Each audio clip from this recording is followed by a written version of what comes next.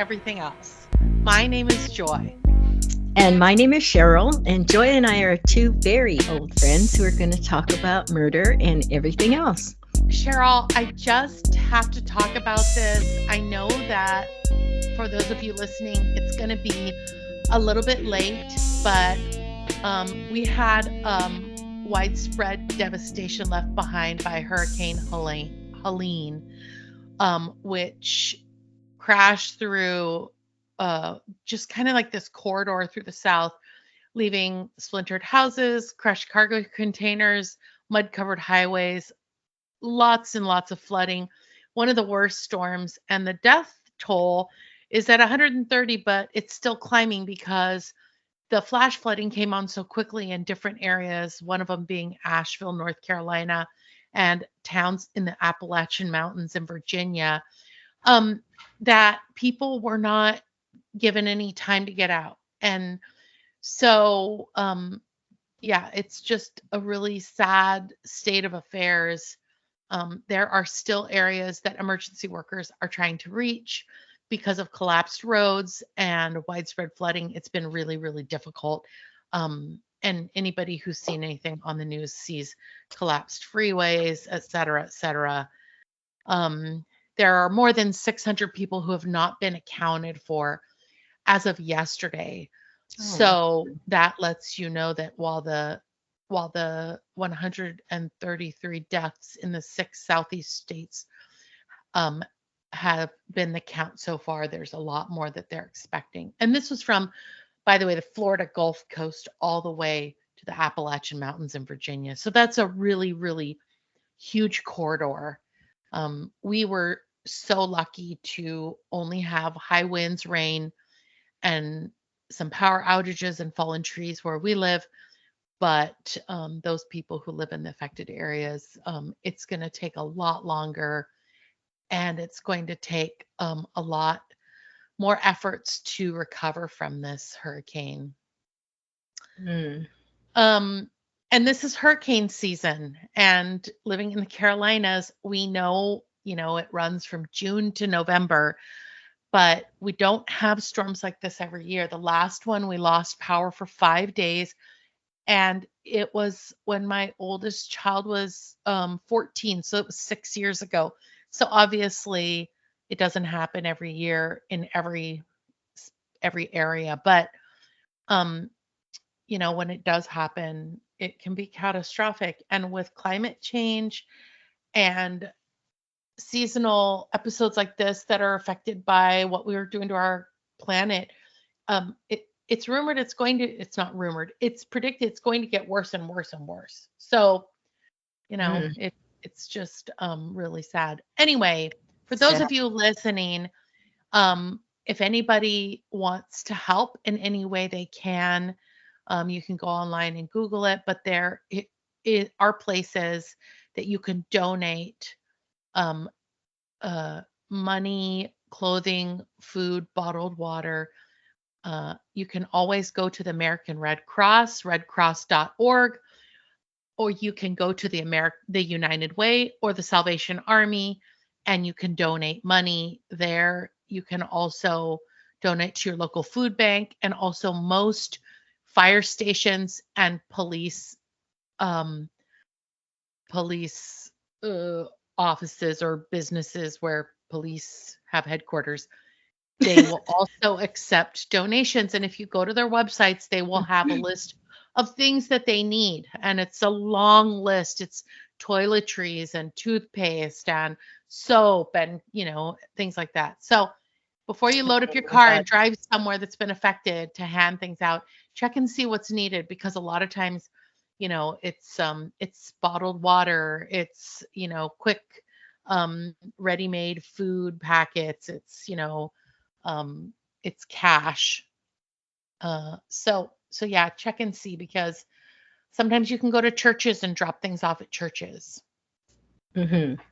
Yeah, my heart goes out to everyone, and I hope they find those missing people. That is so horrible to be the family or friends of these, someone missing. That's got to be devastating. Yeah, I've talked about it in the past But when I was a kid, we lived in Kingston, Jamaica. And so I remember the first hurricane that came through the island. And I remember filling our bathtubs full of water. I remember looking out the window and the trees being flat to the ground because the wind was so strong. Um, Oh my yeah. God. And I remember just also how hot and muggy it was because, a hurricane is a tropical storm. So it brings a lot of rain and flooding and devastation, but it packs that really, really humid, muggy weather. Hmm. So I just remember that always being so scary as a kid because, you're on an island. Where are you going to go if the storm gets Right. really bad? Yeah. Anyway, roaring on to updates. I have a personal update, and that is I cut all my hairs off. All Your, my head all your hairs. hairs, I all your did. hairs, every I single one of them. I am now a short hair person. I wasn't a long hair person, but my hair was to my shoulders and it was a bob. It was like all one length and I had straight hair. So I cut it off and I feel like a new person. So it's my Very new cute. fall hairdo just in time for cold weather. So I'll freeze my ears up. And I have an episode update too, and that is about Baby Reindeer. We've talked about it a little bit because it won so many Emmys. But let's see, last week, article popped up in my news feed, and it said that a judge has allowed the defamation lawsuit against Netflix over Baby Reindeer to proceed. The Scottish woman who was accused of stalking the Baby Reindeer creator and star Richard Gadd sued Netflix with a defamation lawsuit. And a federal judge in California refused to dismiss all the claims. Hmm. The judge said that Baby Reindeer appears to present itself as fact rather than a representation of Gad's opinion by stating at the beginning of the show that this is a true story. So the judge wrote that while Fiona Harvey's purported actions are reprehensible, the differences in how the show depicted these could produce a different effect on the mind of the viewer.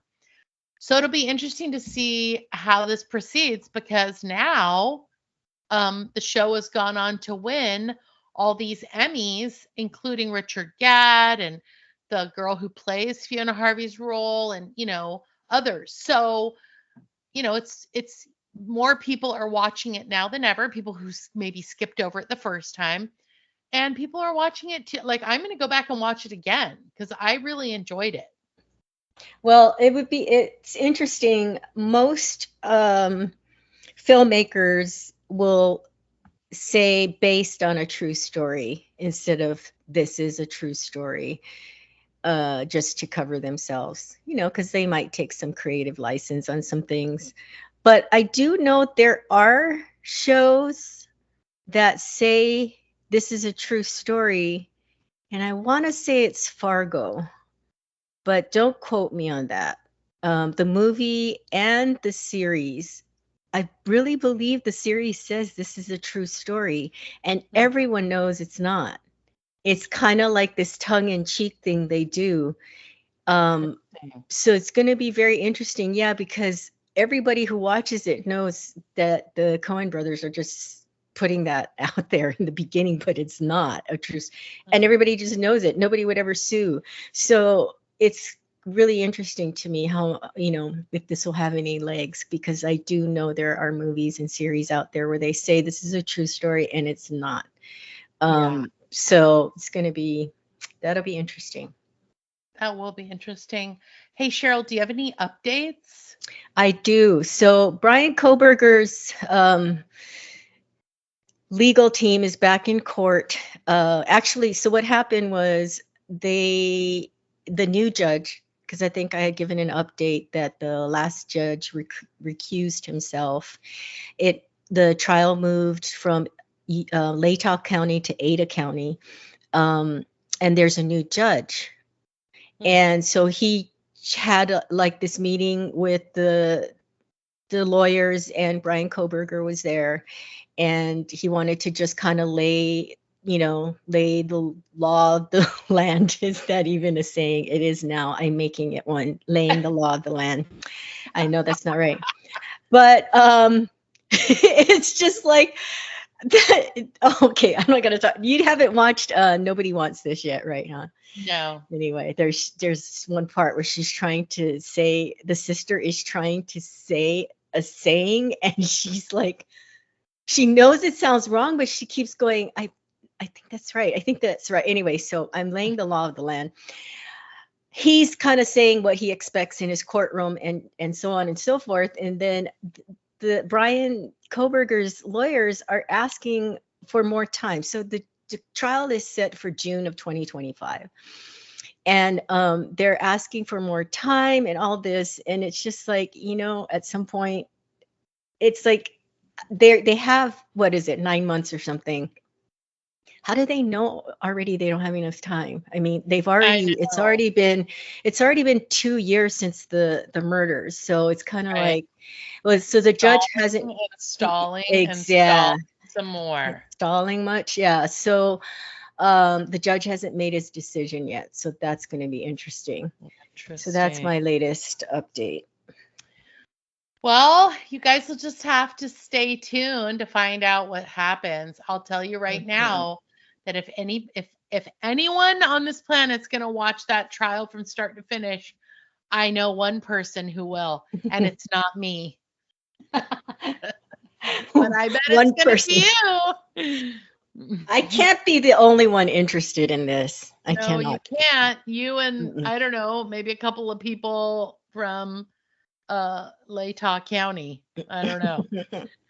Anyway, rolling on to shout outs. I have a shout out today, Cheryl, from my doctor's office, and the new resident that I am seeing. I don't remember your name, but she was fast, sympathetic, concise, smart, and she did not mention my weight or my blood pressure or my cholesterol or my age once. And I just have to say that for those of you who've been listening for a while, 2 of our top 10 episodes are the one I did on Ozempic, type 2 diabetes, weight loss back in season 1. And then in season 2, Mounjaro, type 2 diabetes and weight loss. So obviously I have a reason for shouting this doctor out. And I'm really, really, really pleased that we are cranking out young doctors that are looking at the reasons people are coming in and not necessarily having to ask questions like,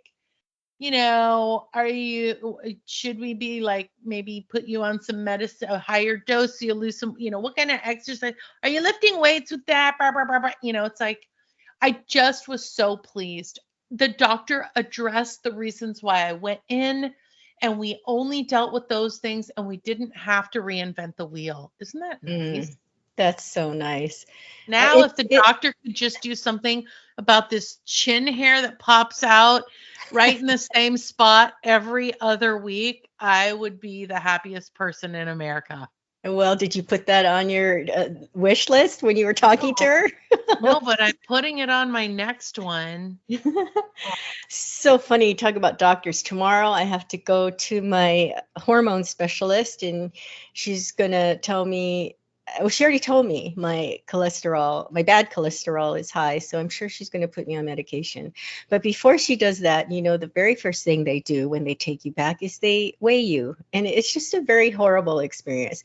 They weigh you, and then they take your blood pressure, and they expect your blood pressure to be low when you've just been weighed. So of course your blood pressure. I have a plan. I have a plan for you. Here's what you do tomorrow. Stand on one leg. No, here's what you do. Put on the heaviest clothes, like a couple of vests, put on some winter boots, and put on thick socks and like 4 pairs of chones and like jeans. And then you'll come in at that. Yeah, you'll come in at like 165 or something. The next time you go in, literally wear like a light slip. Don't wear any underwear. Wear like nothing. No jewelry. Face down. No jewelry. Don't bring a purse or No shoes. makeup. Walk in barefooted or wear those flip-flops they give you at the nail salon that are basically made out of paper. And I'll guarantee you they'll go, you're like 12 pounds lighter than you were the last time you were here. And they'll be like, good job. And you'll be like, thanks. It's a I know. long game, Cheryl. It's a long game, but you'll thank me for it in 3 to 6 months. All right. I might take your advice, except that wearing boots in a parka just sounds horrible. It's still 110 degrees. So Yeah, but I'll guarantee you in the doctor's office, it's like a balmy 62. Because I Right. swear they make it so cold in there that you just want to die. Cheryl, do you have any shout outs? I do have a shout out, Joy. I was telling you that I watched the Ellen special on Netflix, and I used to love her. I still love her. I just feel bad saying it. It's like because she got canceled in Hollywood because she was mean and not treating her employees, well, and all of this stuff. But I got to tell you that I was such a big fan of hers that I didn't want to believe it. And so I chose not to. I did stop watching her TV show, which I used to watch faithfully. But I just didn't want to hear all the news because I didn't believe it yet. I wanted to believe the people that were accused. It was just rough.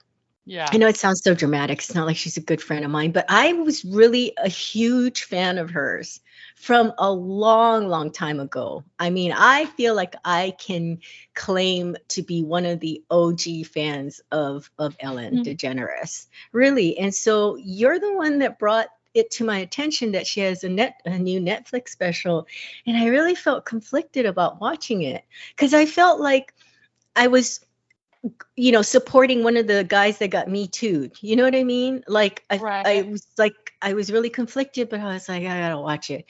And I respect anyone about their feelings toward her, but it was freaking funny.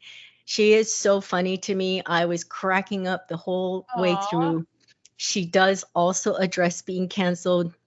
And it's funny, spoiler alert, she has a funny bit about being canceled twice because remember she was blacklisted from Hollywood when she first came out. Remember she used to have the TV show and she has a scene for being a lesbian. Yeah. And then this stupid. is right. And then look at the industry now. And then she got canceled again. So she makes a joke out of it, but you can tell there's hurt there, and I feel hurt for her being such a big fan of hers. But anyway, I have to give her a shout out for doing this special.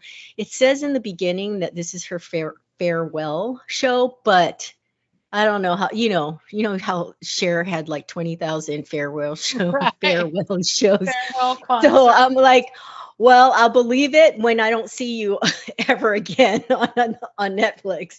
But anyway, I just want to give a shout out to her because I loved her. I loved her comedy, and I don't know what's true and it's not true. All I can say is you cannot dispute that she's funny. She's really funny. And the thing I love about her is her style of humor is so consistently like dry. Yeah, so and dry. I love she's it. like Seinfeld in the sense that she takes the most like basic simple stuff. Simple basic thing, but that we all notice, and she makes it such she turns it into a whole segment on her show, and it's hilarious. So anyway, shout out to Ellen DeGeneres. Hey Ellen, you just keep on keeping on. Which is the second oldest thing I've ever said. Right. Keep on trucking. That's right. Hey, in the words of Fonzie, hey. Anyway. Oh my God. Certain people of a certain age are going, what the fuck is Fonzie? Like, oh Fonzie? Remember, it's like you in season 1 making a Welcome Back Kotter reference. Oh, yeah. You're like, welcome back. I go, welcome back. And you go, welcome back, Kotter. And I'm like, no, you didn't. Oh, my God. Anyway, guys, this week, I'm actually giddy because what we're doing is we are literally, Cheryl and I have made a sacrifice. Oh, and also my 17-year-old daughter, who's being paid per episode to watch this show so that we can get a Gen Z opinion. Is it Gen Z or Gen X? Gen X. No Anyway, idea. so we can get a Gen X. Wait, no. Am I Gen X or am I Gen? She's Gen Z. I don't know. She's 17, guys. I don't know what the fuck that is. But anyway, it's not Gen Alpha. I know that. And it's not millennial. But we're getting her take on it too. But Cheryl and I have put in the laborious task, sorry, Francoise, to sit through the Golden Bachelorette. And I'm giddy because I do love me some Golden Bachelorette action. All right. I'm here. I love it. I just want you to know that my friend Cheryl doesn't love it as much. I actually had to sit and watch the second episode with her and crack dirty jokes through the whole thing just to get her to stay focused.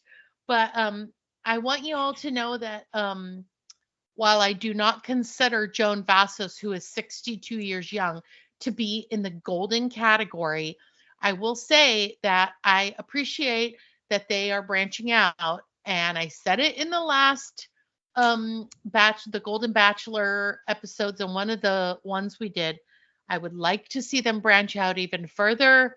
I would like there to be transgender bachelor or bachelorette. I would like for there to be little person bachelorette. I would like for there to be same sex bachelorette, you name it. I think we should have widen this franchise to include all different types of viewers and not just, young and middle-aged, because Joan Vassos is middle-aged. She's not golden. And the youngest man on the list of bachelors is 57, and that's not golden either. I don't understand why Americans don't want to see 80-year-olds bone, but that's a topic for a whole different podcast. So what you would consider golden 80 or 70? I would like it to start around 70 to 75 and go upwards from there. Mm-hmm. I mean, I don't think that's unreasonable. What do you think? Well, what I think and what I know is that whatever bachelor comes next, whether it's the little people, the same sex, whatever, I will not be watching it. I want you all to know that I am under duress watching this series. I fast forwarded through the entire mostly episode 1 because I just didn't want to hear all the stuff. So Joy is here to give us a recap. She's the one that really did her homework. I pretended to watch it. Here's the other thing, Cheryl. I realize this as I'm watching this. I wanted Gary Jerry and, his hot little tamale, Teresa Nist, to really work it out.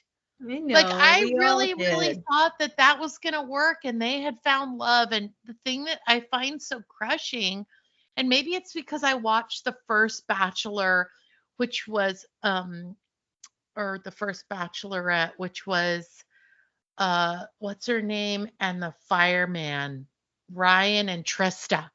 Uh-huh. Yeah, that's who it was. And they married and they're still married. And it's been at least 25 years and they have some children. So, they really, really did. And there are other bachelors and bachelorettes that have married.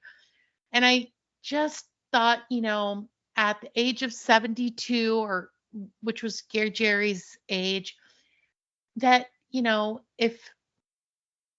that it would work out for them, that they knew what they were looking for. And when they found it, they would know. And that was that.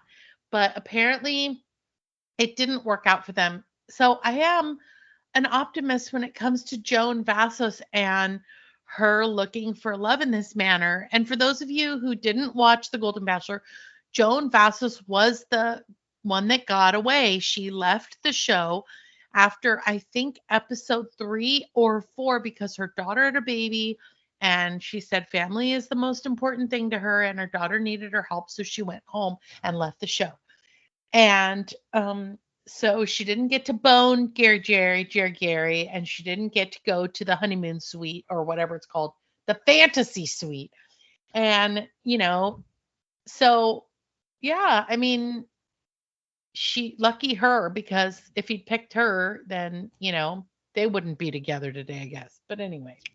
Yeah, Um I think I was really interested in the Golden Bachelor. I was rooting for it. I thought it was great that they were showing older people, and then I was just disillusioned when they didn't stay together. And I feel I don't know Joan.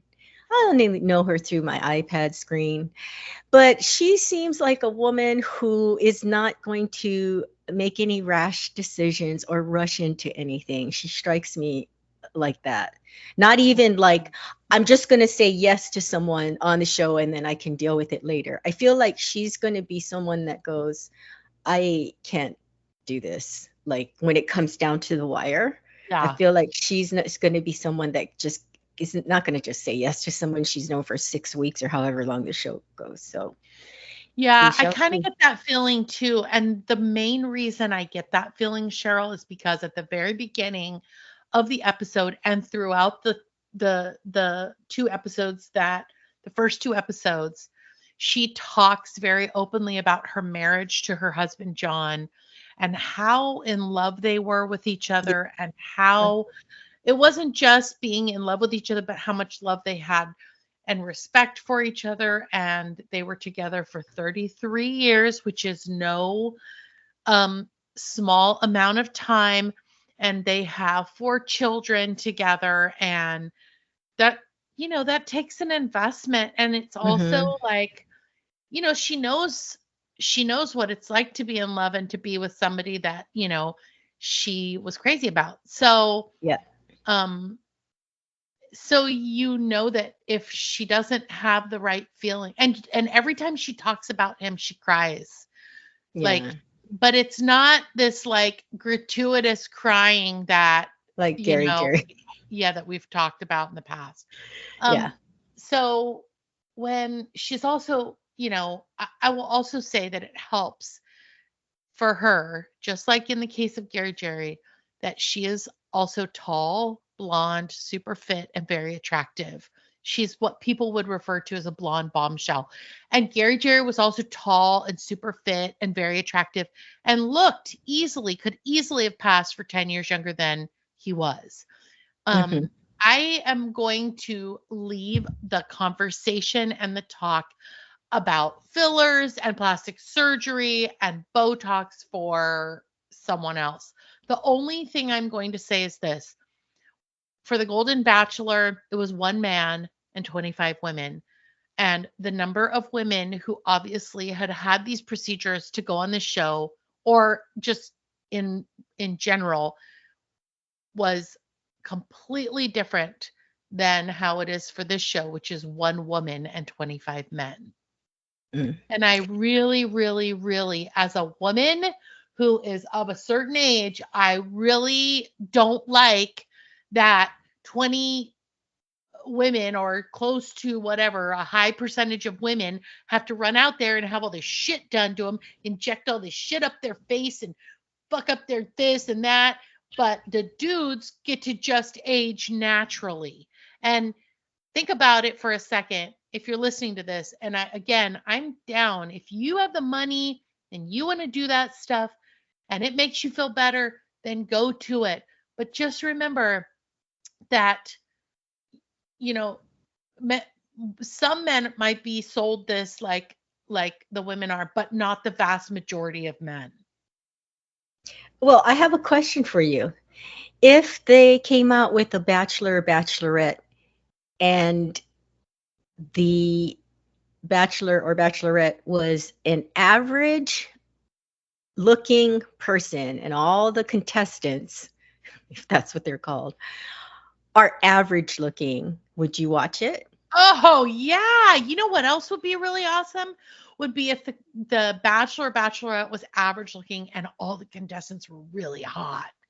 Because that would be so cool. Because I would be like, Now this is a show I can get behind where the bachelor bachelorette looks like me, but all the people that they get to bone in the show look super They hot. look like Jason Momoa. They look Yeah, like and some Idris version of Elba. Jason Momoa. Oh All Jason yeah, Momoas and Idris Elbas. No, bring but it. that would be right. That would be something interesting. All shapes and sizes, and you Yeah. know, not all Because these glamour. the other thing is, you know what? Not everybody's attracted to tall, super fit, Right. washboard abs, blonde bombshell with boobs. I mean, some people are attracted to a fupa. Some people are attracted to, saggy buns. Some people are attracted to tummy rolls. I mean, some people really like a waddle. So let's be honest, it's different strokes for different folks. Yeah. So that would be interesting. I might watch that. Okay. Ooh, I'm gonna reach out to the Bachelorette Nation yeah. and see if maybe they'll consider, looking around at other options when they're considering, the next season. But I just think it would be very interesting to not see so much glitz and glamour and fakeness. If it was a little more just down to earth or whatever, it would just be an Yeah. interesting take on it, I think. You know what would be a really good one? Would be to do like identical twins bachelor or bachelorette, where every single one, like where the bachelor or bachelorette, they're either identical twin boys or girls, men or women, and then all the contestants are either like twins, triplets, or quadruplets, Oh, actually, that's interesting. So right? both twins, so or just one of the twins is the No, you get bachelorette? Oh, both of both them of them. on there because one of the things that a lot of people think is that twins, especially identical twins, think alike and are the same person. And that couldn't be further from the truth. But how Hmm. fascinating if you also had all the people they were dating were multiples as well. That actually is a great idea. Right? Netflix, you have to kick us some You cash for heard that it idea. here. That's a Anyway, great idea. That's a um, great idea. thanks, Cheryl. So let me just start with the first episode. Um, at the beginning of this episode, we get to know Joan a little bit better, and she talks about her marriage, like I said, to her husband, John. And she says that they were married for 33 years, how in love they were, they had these kids, blah, blah, blah. She also said something that I actually wrote down, and that was, he made me feel visible. And I have to say, that was so lovely. Hmm. It made her seem so real and relatable and a human being instead of someone doing a TV show for ratings and for clicks, at least to me. Yeah. Now, Cheryl said she fast forwarded through the whole show. So it obviously didn't jump out and make her feel all warm and squishy inside. But No, the other thing, I think it is for a lot of people, men and women. That's a very, very true and deep statement to be visible by yeah, someone who loves you. Yeah. yeah.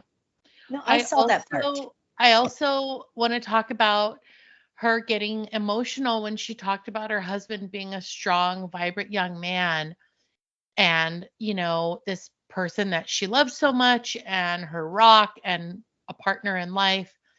And then he gets this diagnosis, and she said she felt like the rug was being pulled out from underneath her. So I'm just going to get a little bit squishy because I totally, totally connected with what she was talking about. Don't worry, I'm not going to turn into Jerry Garrett, guys. I'm not going to cry through this Oh whole gosh. episode. But I just wanted to share a little bit, and that is that my husband, about a year ago, was diagnosed with cancer and he had surgery and then treatment. And while the treatment was awful, it didn't take up a whole year. It took up like less than half a year. And I only had to observe it and be the support staff. But when she talked about feeling like the rug was pulled out from underneath her, I totally connected with that. And Mm. the way she expressed it, I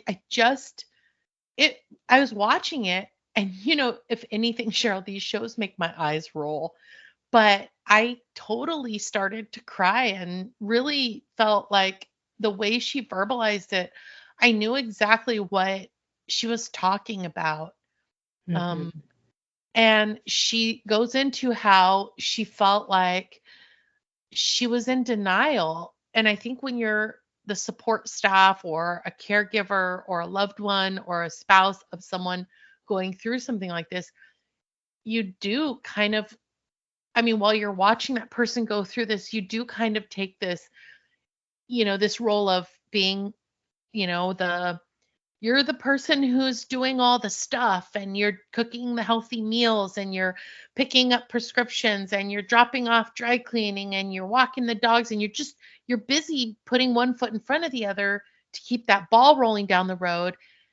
And so you don't really think about the worst case scenario because who does that? I mean, sure, you might have a feeling in the back of your mind like, something bad could happen, but we're going to just keep this ball rolling. We're just going to keep things going. And she said about 3 days before he passed away, he she went in to sit with him and he said, I want you to move on. And I Mhm. think that she so accurately described that it wasn't until those last 3 days that she realized, you know what, like this 33-year romance and this love and this relationship and this team it's going to be over. Mm. And imagine all of a sudden now the ball just stops rolling. I have to say, Right. in my case, that has not been what happened. I don't know who rolls the dice on that. I can only say that, you know, for her story and for a lot of the people who signed up for this show, a lot of the men, they have like laid their spouse to rest or said Mhm. goodbye to somebody in a sad, super sad way. And it's shaped what they bring into this process. Right. And also life's not fair and it doesn't make sense. For example, Joan's mother is still alive. They showed her in the first episode. I mean, she woman's Right. got to be in her mid 90s. I was like, holy shnikes. Like, and if life were fair and made sense, her husband would still be alive, because he wasn't that old. So, Right. and I'm so happy to say that, my husband did respond well to treatment. And, Yes. Thank while God. while it's a process, everything is we're doing really well. You can't throw a rock and not hit somebody who's been touched by cancer. So, but anyway, getting off of the me and going Well, back thank you to the for sharing she. that. Thank you What? for sharing that. Thank you for sharing that, Joy. Yeah, you're Yeah. welcome. And I'm really, really thankful that everything worked out. Yeah. Anyway, Yeah. she does ask at the beginning, can I have two great loves in one lifetime? Mm. And so she embarks on the dudes rolling out of the limos. And let me just tell you, I am going to shout out the guys that and the ones that stood out to me. And then the other ones, I'm going to use the word that my 17-year-old used, which was yikes. So the first guy who gets out, I have to say, and they had to have picked him very strategically to get out of the limo, was Pascal. He has the most amazing French accent when he speaks English. And I have to tell you that when he opened his mouth, I looked at Fiona and I was like, oh, yeah. I was like, I'm going to close Oh my God. eyes and I can listen to him talk to John all night, all day. It was a magical, how you say. I mean, seriously, but yeah. So he was the first one. And then the second one to get out was Kim. And Kim is ex-military. He had his uniform on, so you totally got like an officer and a gentleman kind of a vibe. Very, very sharp in his uniform. And then the third was Chalk. Where did that nickname come from? I mean, I don't know. The first thing that comes to mind is chock full of nuts because I think that's a candy bar or granola bar. But Yeah, well, And let's then let everyone know it's chalk, CHOCK, and not CHALK, as in chalk. yeah, that's right. Oh yeah. And also I was like, maybe it's a nickname like a play on Chuck, because they do have, I think, two more Charleses. So maybe there were too many Chucks, so they had to go with Chuck. But anyway, the fourth guy is Jonathan. I gotta say, I got a wow when Jonathan stepped out of the limo. He was the one Yeah, with the I know. blindfold on. And he Mm-hmm. said, that he didn't want to base it on looks, and so um, he was blindfolded. So the next one was Michael, and in the words of Fiona, yikes. Thomas was next, yikes. Gary was next, yikes. Greg with two G's was next, yikes. Then Oh, Pablo was the librarian. I don't know oh, why that stood out. And then our our only Asian guy, Charles, gets out of the oh limo man. and he says, "I am Charles in charge." And I was like, wah, wah, wah. And I was like, come on. Oh, First of all, he just, I don't know. I just felt like Charles is not in charge. But anyway, the next one is Guy, and he is the emergency room doctor. He's 66, but he looks like he's 46. Am I right? yeah, yeah, Yeah. for And sure. then there's another Charles. He was the one with the cane. Then he dropped down and started doing push ups. Mm-hmm. But later on, he changes to being called CK. And I think that's to differentiate between Charles in charge and CK. And then Ken, yikes. Dan, yikes. Christopher, yikes. RJ, yikes. Gil, yikes. Bill, yikes. David, yikes. You can see a theme here. Keith, holy Toledo. And then Mark, the dad of Kelsey, who was cute. Oh, yes, yes. Mark was So, cutie. yep. I did So see that that. that is literally the order in which they get out of the limo. And Mark is the dad of the girl who won the heart of the last bachelor, who was not a golden bachelor, just bachelor, regular A regular bachelor. bachelor. Yeah, Regular bachelor. and I don't remember, but one of the guys is 57. Is that Mark? I don't Yes, know. I think so. Yeah, yeah, it But I is. gotta tell you guys, 57 is not golden, okay? I Hey, I mean, have a question for you. yeah. If you were on a Bachelor and you were one of the contestants, how would you make your entrance? How would you come out of the limo? Would you do something funny, or would you? Well, one guy came in on a horse, gets off the horse, and then the horse runs away. I don't know if you saw that, but that was I did pretty see that. funny. I was like, that's hilarious. And they're like running around trying to chase the horse down. Um, I don't know how I would come in, but I'm assuming I would be in a middle-aged bachelor show because I'm middle-aged, and also I think it would have to be like a polygamist middle-aged bachelor because I'm married. So that would mean I'd be taking on a second husband, which would be really, really weird and creepy. But I'm gonna play along like, okay, yeah, maybe my husband and I will embrace polygamy at some point later on down the road. But maybe I would, cartwheels or something. Yeah. Do you know how to do a cartwheel? I used to. Okay. I mean, I might It'd be have to great like if you stretch didn't know out or how. something. I You know, pull a right?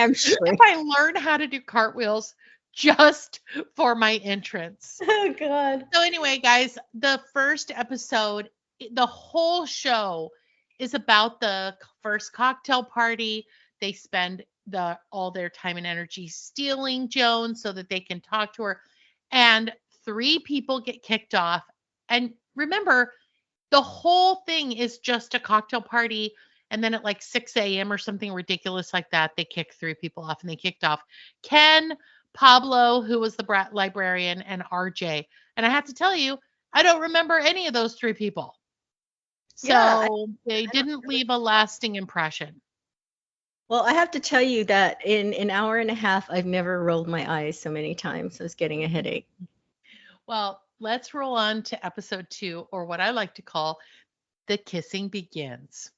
So, first of all, let me just say that whoever is styling Joan for this season is should win a huge prize. Her outfits are really good and her gowns are giving Disney princess. Like in one shot, she's dressed up like Belle from Beauty and the Beast, and in another, she's wearing a blue Cinderella gown. I mean, super classy and beautiful. But again, I think I looked up, she's 5'8". If you haven't checked her out, she's built like a Disney princess. I mean, she's just really, really pretty. And obviously, she's tall. So she's statuesque. And they're putting her in like, 3 and 4 inch stilettos. So with that, she's inching up close to 5'11", right? So who's not going to She look should amazing? she should get an award for being 62 and walking in 5-inch stilettos, I'm telling No you. kidding. There is this couple on TikTok, and every week she drops a TikTok video of her and her husband getting ready for church. And I don't think she has two outfits that she's worn. That's the same out. I don't think she's worn the same outfit in probably 5 years, but she always has a new outfit. She has new shoes. She has perfume and matching earrings and bracelet. I'm sorry, earrings and necklace set that she wears. And she shows you, and then she does her hair and gets dressed up, and her husband matches her. He wears a hat, and they match their outfits in color and kind of like fabric consistency and style. Mhm. But she wears like 4 to 6 inch heels, and Mhm. she's got to be my age or around my age. I'm like, how is she not in traction? Anyway, off topic, but whatever. Okay. So the first thing that happens in episode 2 is they have a prom. They all get dolled up for prom. It's fun like prom. You get some good sidebar stories. But the one they focus on is Jonathan, who tells the story about being the only person of color in a school and asking, I don't know, it was like Iowa or Kansas or Nebraska. I don't know. It was a landlocked state, I think. And he asks a girl only to have her tell him a week before that she won't go with him, and it makes him feel invisible. And so Joan gives him the prom rose, which is super, super sweet. And also, he's a really good dancer. But, and he also doesn't wear a shirt. He just wears the necktie, the vest, the jacket, and the cummerbund. So you kind of get this like Chippendale strippery kind of vibe off of it. Mhm. But it's really sweet that she gives him the prom rose. Mhm. Meanwhile, Charles in charge is off to the side and says that he isolates himself because of sorrow and sadness. And all I could think of was, Charles, get in charge, man. Get in charge. I mean, Cheryl, am I right? Did they pick the saddest Asian man in all of Oh, America?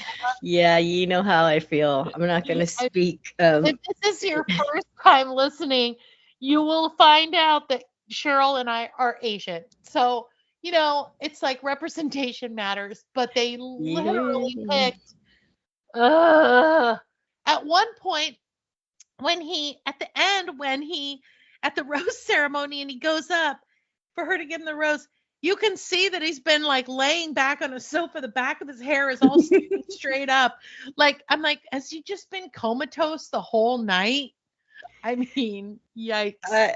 Yeah, I'd like to see what other, applicants they had, because they had one token Asian. And I'm like, I'd like to see the whole pool of the Asian submissions. Yeah, I'd also like to know if anybody out there knows, and maybe I'll do a little digging, does Joan get to look through like 50 pictures and pick 25? I don't think Because so. one of the things that you do learn is that Charles in Charge has a similar story to Joan, which might have to do with why she picked him if she does get to pick him. He was married for a chunk of years to a lady, and then the lady died of cancer. So it's a very similar story. So maybe they picked him because of like the commonality of their like life experience. Oh yeah, the I don't producers, know. the team, the production team picks, but I think they save it Yeah. as a surprise for her. Yeah. Anyway, I'm gonna skip ahead because not skip ahead, but I'm just gonna say that Chalk gets the one-on-one date with Joan, and up until this date, I really didn't think anything special of Chalk, but he seems to be like a real dude, a real nice dude. And then there's some kissing, so Chalk gets in there with the I lips. thought I thought Chalk. So this is the one where um Joy held my virtual hand. We watched it on WhatsApp together. It is the only way she was going to make sure I watched it. Uh, I actually thought to this point that Chalk was a really good match for her. Just looking at them, like I got this vibe that they just vibed well together. They had not that looks are everything, but and I'm not saying that I find him the most handsome and perfect for her. Just them together, like their aura or whatever you want to call it. I just Yeah, felt they like it. look good. They look good Yeah. together. Um, Hmm. then the second group date happens, and it's a talent show in keeping with the talent show from the first Golden Bachelor show. So, of course, I immediately wonder, is somebody going to do a striptease and a dirty dancing? But thankfully, we didn't have to sit through that. Greg does a stand-up comedy, which is good. Charles K, who now goes by CK, punches a board but ends up accidentally punching Greg in the stomach. Ouch. Michael writes a poem, Snore. Jack does the sock puppet performance, Dumb. Pascal gives a wig haircut, Yikes. And he has Oh, 200 bracelets on his arm. What's that all about? And then yeah. Edward, I mean, I'm getting Edward Scissorhands from him. Yeah. And then Kim sings the song he wrote himself. Oh my God. I keep expecting Kim's wife to come out on stage and drag him off the stage. Like he just looks like a guy who's pretending he's single. And then Dan does a ribbon dance at the end and wins the rose. And then they go off and have like dinner together where Dan tells Joan about almost dying. And then they kiss. Um, then there's a barbecue at the mansion, and the sock puppet guy mansplains to CK how to make burgers ad nauseum. Ad nauseum. And it's like, I mean, who needs all that mansplaining?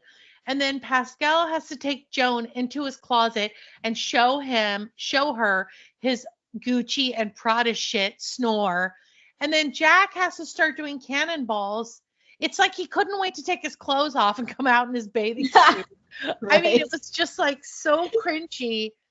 And as a result, he's one of the guys who goes home. So the four guys that go home at the end of episode 2 are Jack, Bob, Michael, and Christopher.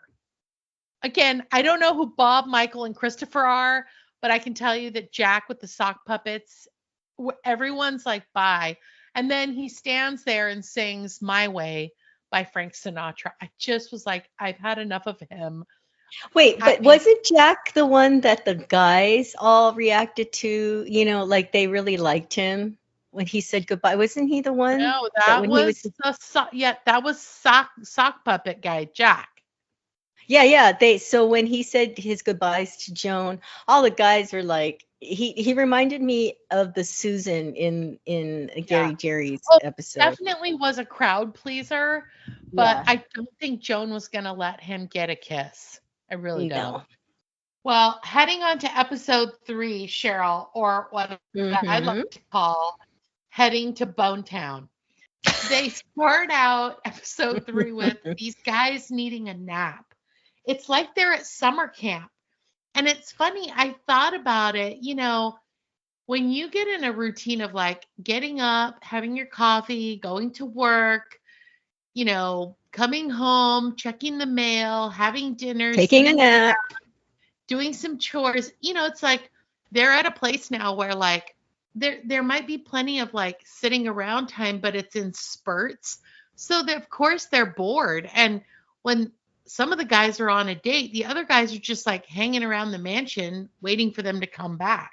Charles takes one of the other guys to a pharmacy to buy like sleep masks and earplugs and melatonin.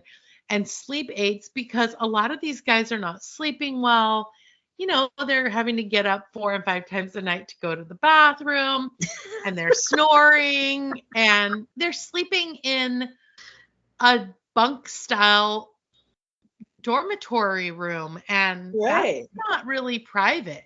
Anyway, and then it comes out that Pascal says, I don't like to cook, I don't like to clean, I don't like to do laundry. And I thought the mansion would come with a housekeeper and a cook. And I'm sorry, but I remember when he got out of the limo, I was like, ooh la la, he's got a hot accent. And now I'm like, he's got a not accent. I can't stand this guy. I wasn't ooh la la. I wasn't over him.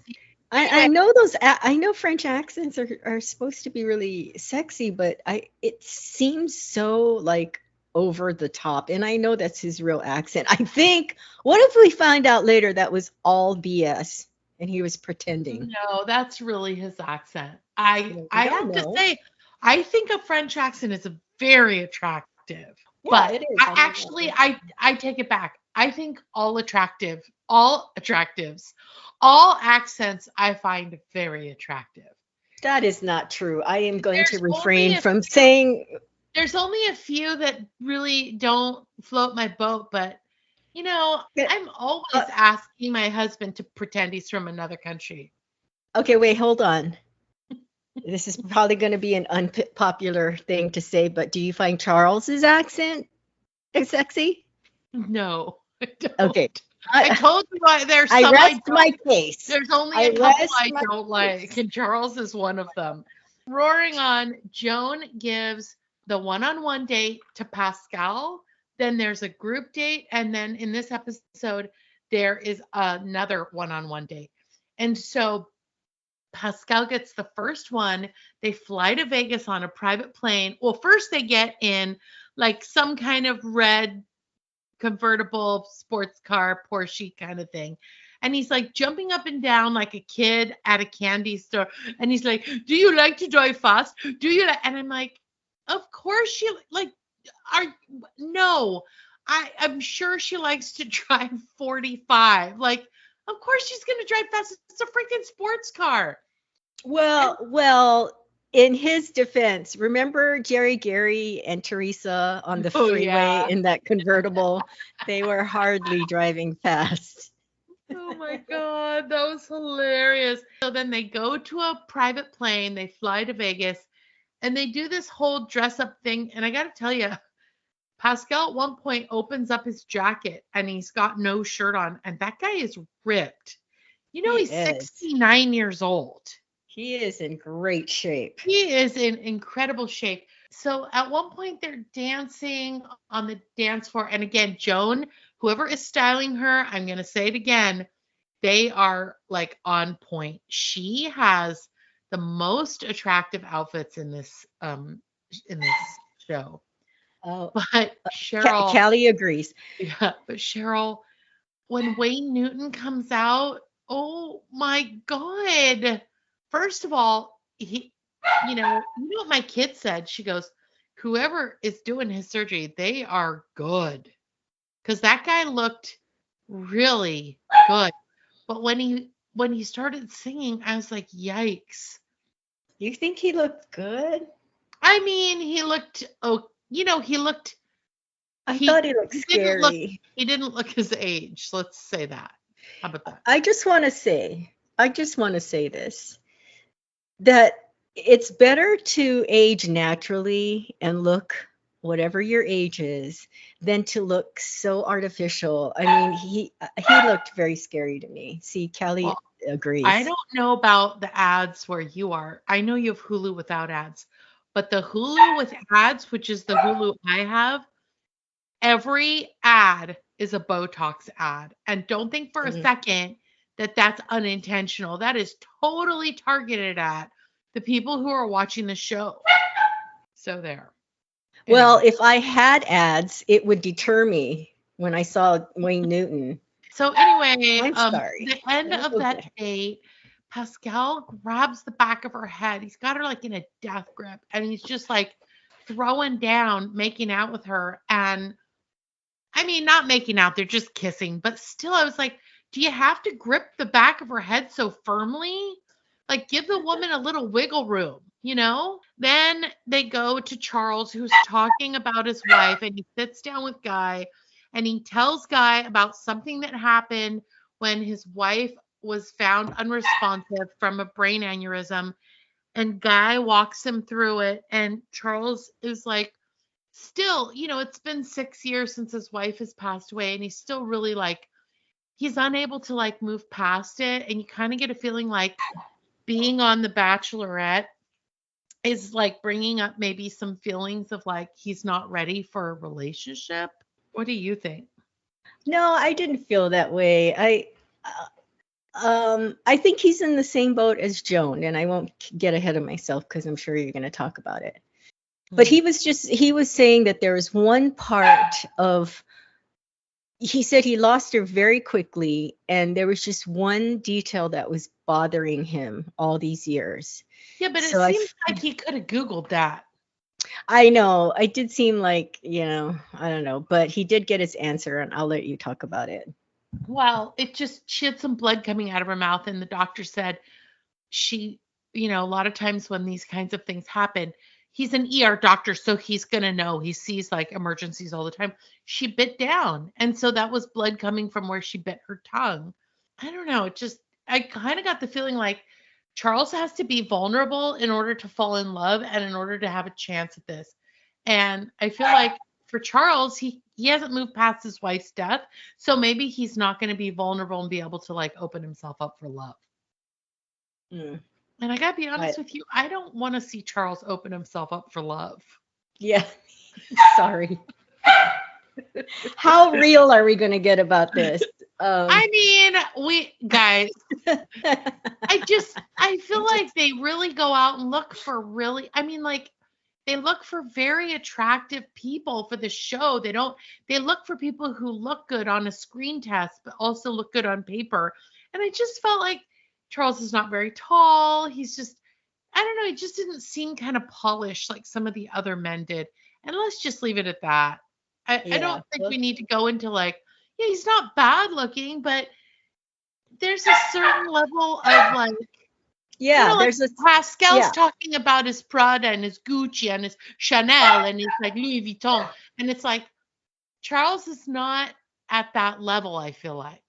Yeah, no, you're right. It feels like they spent a lot of time, or they selected certain types of the other guys, and they just kind of threw in the towel with him. I'm sorry, that is so mean. I'm sure he's a nice guy. If anybody listens to this, if any of Charles's relatives or friends are listening, he seems like a nice man. All right, so next up is the group date, and it's Chalk, Gil,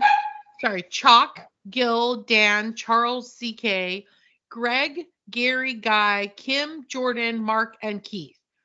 And Jonathan realizes when they read the names that he has the one-on-one, and he says something that Cheryl pointed out to me, and that is he kind of gets teared up and he's like, I don't know if I'm ready for a one-on-one because I haven't had enough time with her, because she can actually eliminate you on the one-on-one. And I don't think anyone's ever said that before. Like, they're so giddy they're getting a one-on-one that they're like, yay! And he actually went there and was like, I don't know if this is a good thing. Yeah, I haven't watched it as long as you have, but Callie. But the seasons that I have, she hates Joan.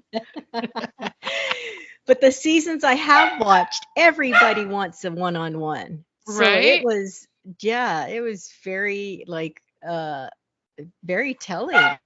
Let me just say that like they bring out these two football legends to coach these guys on this kickball game they're going to play, and their names are Eric Dickerson and Andre Reed. If I ran headfirst into one of these legends, I wouldn't know them from anyone else. I mean, thank God that they said football legends, blah, blah, blah, blah, blah, blah. Right? I was like, who the hell are they? I was like, I mean, I can tell you, I know who Joe Montana is. I know who O.J. Simpson is, but he's not alive anymore. And I know who's that other guy who played football? Uh, the Brady? guy who's dating Taylor Swift. That's it. I don't know anyone else who played football. Oh, Oh, Coach Sean. We had him on the program. I know right. him, but I don't know anyone else. So, the guys seem to be pretty excited about that. But I will tell you that, like, the hilarious part of the kickball game was watching how many injuries there were. I mean, also, I'm sorry, Cheryl, we used to play kickball all the time during the pandemic. I'm not sacrificing my body for a kickball game. These Well, guys were like, yes. They were diving into the yeah, bases, and I mean, that's crazy. it was For a nuts. lady, for a woman, for a chance at a woman, no. Anyway, Gil ends up getting the impression rose. He tells a story. I guess he's got like a 15-year-old, so he's still in the trenches with raising kids. And anyway, she liked Gil's, I don't know, something about Gil. She liked Gil's. But anyway, and then we see Jonathan like getting ready for his date. He obviously doesn't have any buttons on his shirt because his shirt's buttoned down to his navel. They're going to ride horses. And so they ride horses. It's super awkward because every time he goes to kiss her, she just kind of purses her lips and gives him like a little peck.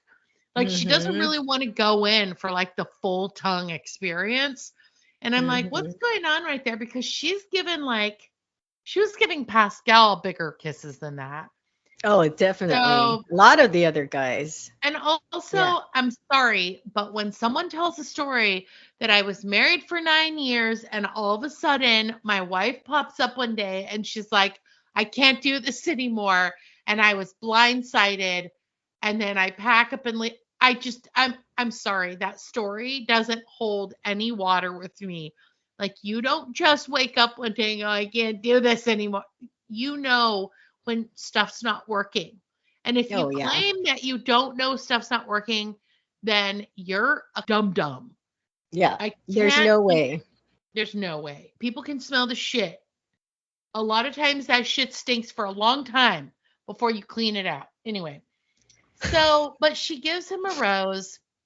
And then there's this like rose party at the end. And she ends up cutting CK, Kim, and Greg. That's episode 3. So our Our favorites are still in there. our favorites are still in there. Cheryl, you tell me who your favorite is, and I'll tell you who mine is. You like Jordan. No, I said I like Mark and Jordan. I like Mark, I know. and So we'll I have to will be fight over him. honest, I also like Chalk. Yeah, no, I like Chalk for Joan. And I thought Jonathan was really handsome until he wore his shirt open like he was a Vegas Mhm. singer, superstar. Yeah. Anyway, Guys, don't do that. Don't do remember that. when I was saying, when are they going to have some dirty dancing? Well, I watched the preview because they give you a little sneak peek. And apparently there's going to be like a real strip show coming up. So stand by for that. All right. Rolling on to our last episode for this podcast. And that's episode 4. And it starts out with the guys hanging around the house. And Charles is teaching Tai Chi to the guys. And Pascal is being taught how to do laundry by Oh my Mark. God. Oh my God. I have That to say, was yeah, it's kind of funny. I have to say that you can really tell that these guys have a camaraderie and they're really enjoying the time that they have in the house, just chilling, working out, maybe laying by the pool, doing some exercise, just because I'm sure they have plenty of downtime. I mean, yeah, they have to get dressed up and makeup and all that for the recording portions for like the rose ceremonies or for the group dates. But remember, the group dates don't take, 5 days, and neither does a rose ceremony. So I believe it's every third day there's an elimination. So there's some downtime in those other days, right? Right. Yeah, I know. They have a lot of downtime. I have to say, I know it sounds like I'm always bagging on poor Charles, but I did it look like he really knew what he was doing? Because I felt No. like I felt like he was making it up. Right. Also, nobody does Tai Chi and goes, Hiya! Like, Yeah, Tai exactly. Chi is very flowing. It's very And smooth. It's quiet. quiet. It that Tai Chi is like almost like a dance. So if you're stomping and flinging your arms around and going, Hiya, that's not Tai Chi.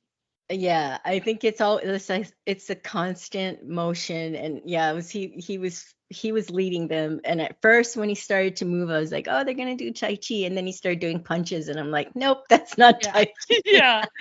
Um, That's Charles's yeah, that's version. Charles's Chi. Anyway, the date card comes and it's for John, Pascal, Dan, Charles, Gary, Mark, Gil, Chalk, and Keith.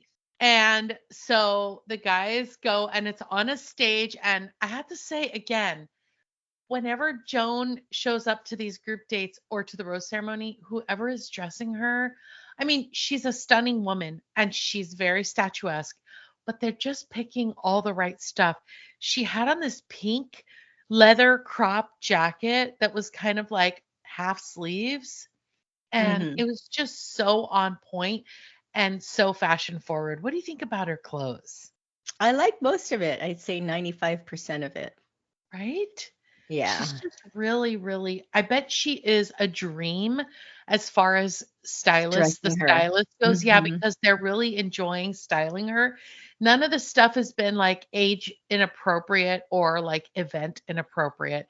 The only thing I would say is I think that they need to reconsider some of the shoes she wears because I just have to say, like, if I were going to a wedding right now, I would wear a heel, but I would take backup shoes. So I wonder if she has a lot of backup shoes stashed around. Well, probably when they're not shooting, I'm sure she changes out of them, even if she's Yeah. still dressed. I think she probably takes her footwear off. I wish that they didn't put extensions in her hair because I don't know why it's necessary to have long hair. She's a beautiful woman with, I'm sure she probably has shoulder length hair because sometimes when they would shoot her from the back as she's talking to someone else, her hair would be parted, like she'd have it all on one side, or she'd part it and have the hair in the front of her. So Right. you could actually see where the extensions are put on, and it's just like, and plus she doesn't need it. Right? She doesn't. Hmm. She No. really doesn't. Um, so anyway, they talk about let's bear it all for Joan, and so you realize they're gonna do some because they also teased this episode last week. They're gonna do some kind of strip thing for Joan, and so they bring out Caitlin Basto, who is a podcast star, and I was like, why did they pick her? Why didn't they just have you or me on? We're podcasting stars.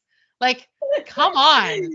And she also was a previous Bachelorette contestant. She was very, very pretty. She reminded me of like a younger Megan Fox. Um, but they bring out the original Chippendales, and I gotta tell ya, I mean, those guys talk about like in shape. So Hmm. you realize they're gonna have these guys put on like the village people outfits, like one's gonna be a fireman, one's gonna be a construction worker, one's gonna be a Native American, and then they're gonna have them take off their clothes and they're gonna dance, they're gonna like be basically dry humping the stage.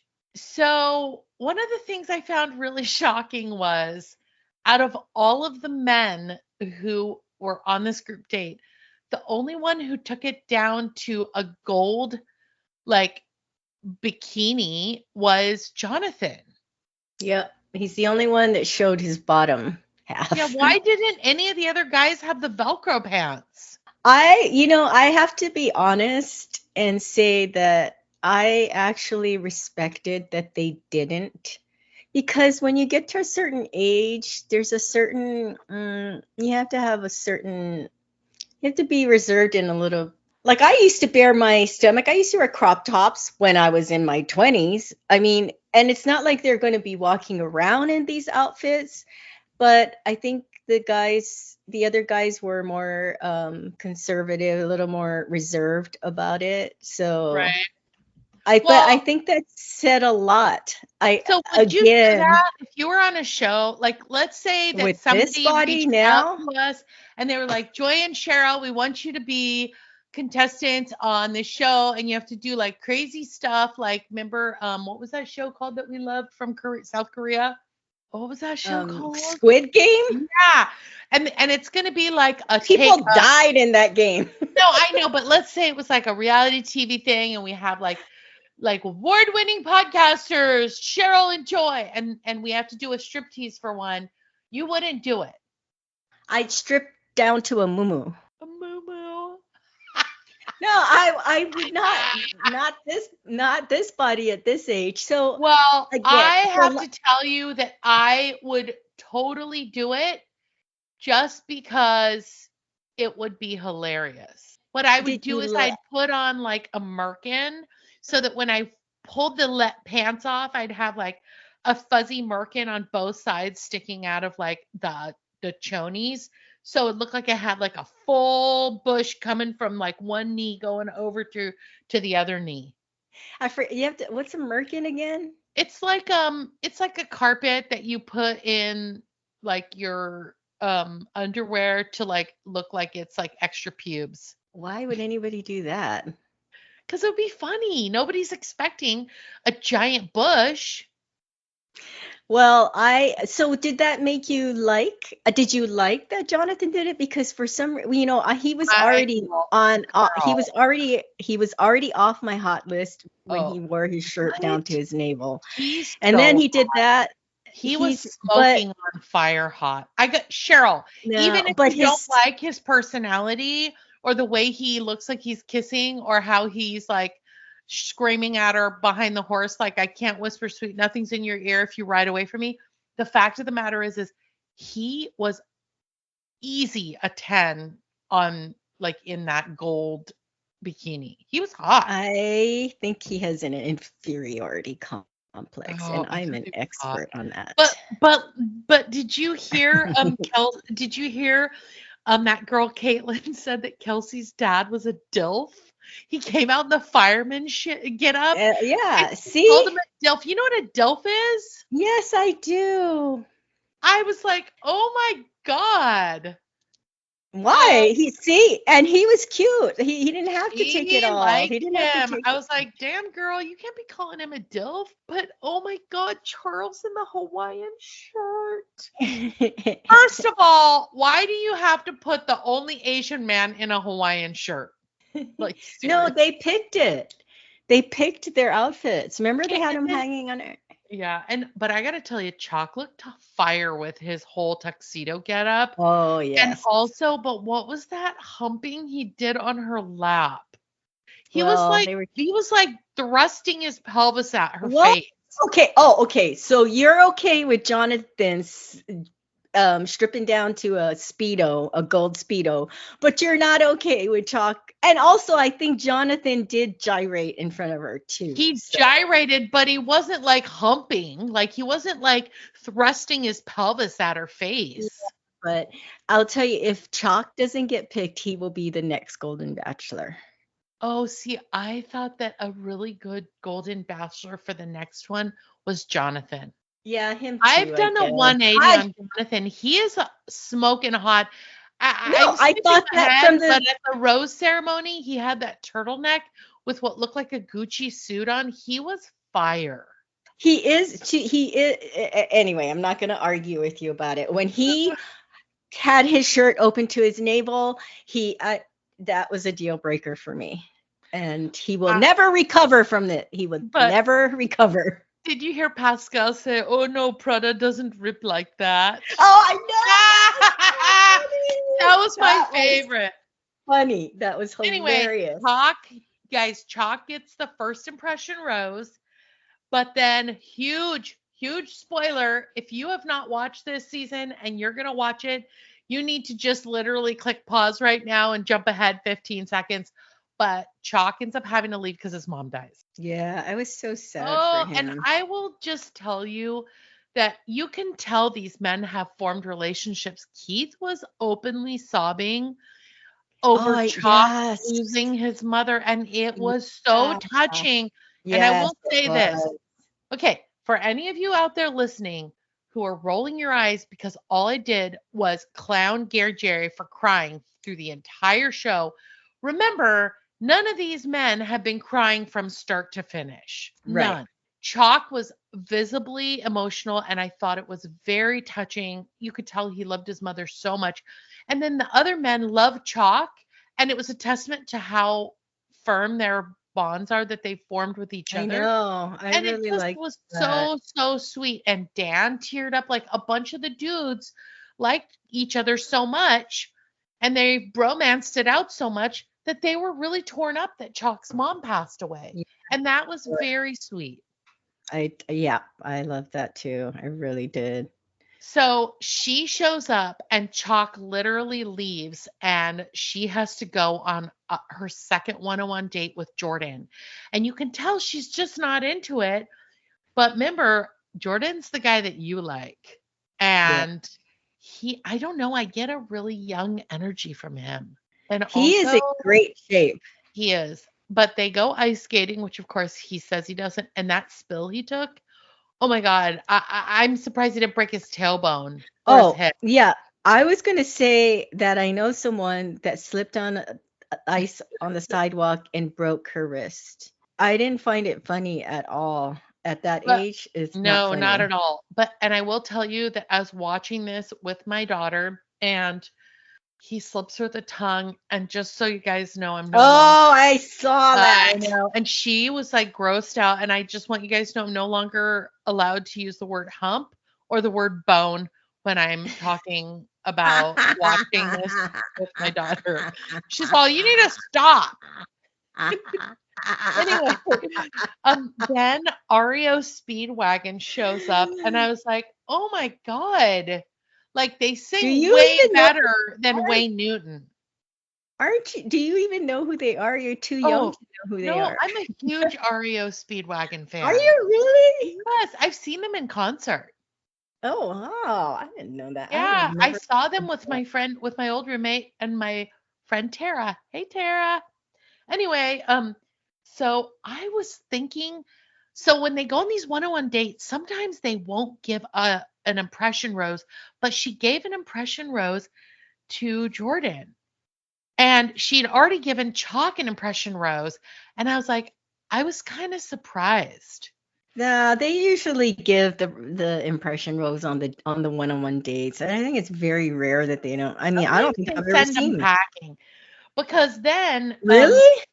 so yeah, and then she goes with Guy and they cook a pasta dish, which I have to tell you, I'm surprised as a doctor he didn't say this dish will kill you because it definitely didn't look healthy. But I thought for sure she wouldn't give him one, but then she gives him one. And he also tried to slip her the tongue.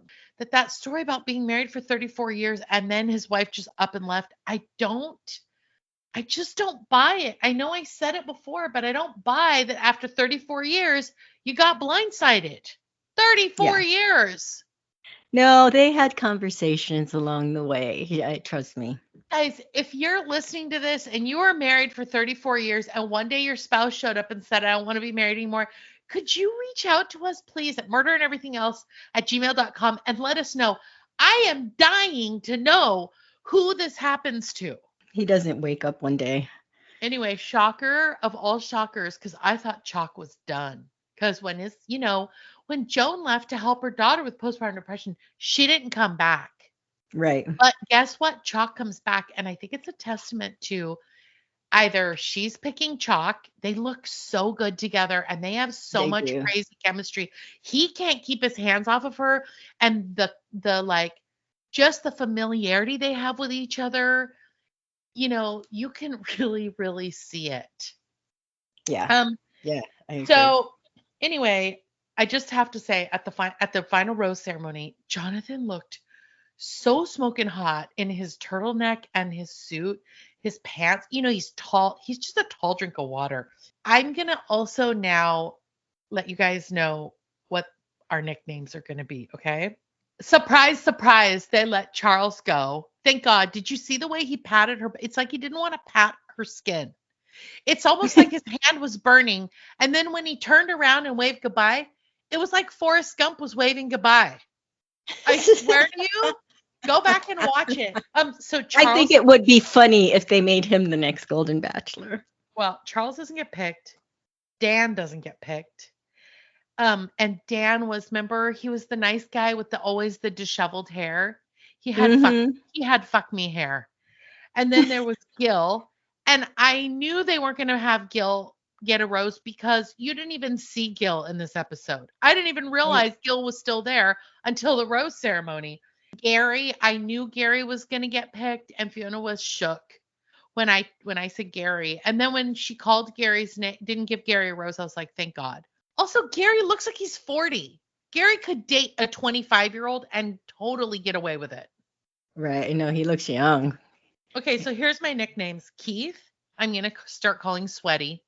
That guy, every scene he's in, he's got waterfalls flying down the front of his face. I'm calling Jonathan Hottie because he's just hot. I'm calling Chalk because it sounds like something you draw pictures in the driveway with. I'm calling Jordan Buffy because he is buff. I'm calling Pascal Frenchie. Sorry, Francoise, but I just have to call him Frenchie. I'm calling Mark Dilf because Caitlin called him a Dilf. We can either call him Dilf or Dilfy because we've got Sweaty, Hottie, Buffy, Frenchie, Dilfy, and then the ER doctor guy, I'm calling him Plugs. Or we can just call him Pluggy. I mean, I can't tell. I had to explain what plugs were to my 17-year-old. I loved it. Anyway, oh my God, guys, if you're not watching this episode of the Golden Bachelorette, you are literally committing a crime. And also, every time they put that ad up, Cheryl, you don't know how hard it is for me to hold myself back from going online and nominating you as the next Golden Bachelorette. I'm not even kidding you, because you fit every single, you're beautiful, you're vibrant, you're young. Gosh. Obviously, you're not golden, but I'm just literally, and you know what? My kid goes, just nominate her. Don't tell her. Just nominate her. I am golden. You I am are golden. not. But Anyway, unlike Joan, the wardrobe people are not going to be happy. the Trust deal me. is, if you get picked, I have to be in the Bachelorette mansion the whole time because I have to be there as a consultant. None of that is going to happen without me on site. I'll sneak you in a suitcase. Okay, because I need like front row popcorn in hand, like run play by play. And also we're going to pack the 25 guys with at least 5 Charles, because I swear to you, but also, did you see how at the end all the guys came out to hug Charles goodbye? Yeah, They loved him. Mhm. They love that little motherfucker. Yeah. Oh my God. Anyway, like I said, if you're not watching this, it's a crime. But you know what else is a crime? What's that, Joy? That we are so out of time. Oh, that is a crime. Well, thank you for listening, everyone, and don't complicate your day. All creativity, commentary, and opinions in this podcast belong to Cheryl and Joy. Music composed and mixed by Gabe McKeon. Logo and merch managed by Cheryl Yamaguchi. Podcast editing, advertising, and social media managed by Joy McKeon. Legal representation provided by John Bojezic. Please like, subscribe, follow, and listen. You can listen to us on Spotify, Apple Podcast, Audible.com, Amazon Music, YouTube, and iHeartRadio. And remember, you can find us on Instagram and TikTok, or you can email us at murderandeverythingelse@gmail.com. Bye, fishes.